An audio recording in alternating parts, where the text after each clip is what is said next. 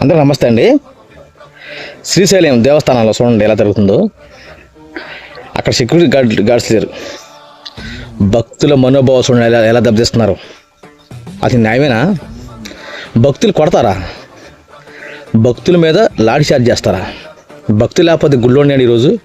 వాళ్ళు లేకపోతే రాష్ట్రానికి ఆదాయం ఉందండి. భక్తులు చూడండి ఎలా చేస్తున్నారు. ఈ ప్రభుత్వం ఇంతేనా?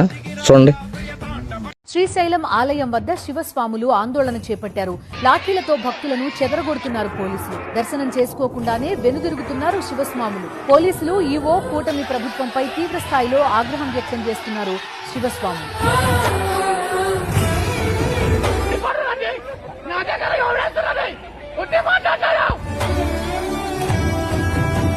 ఈ పర్యవేక్షణ లేనప్పుడు ఈ పాలక మండలి ఎందుకు?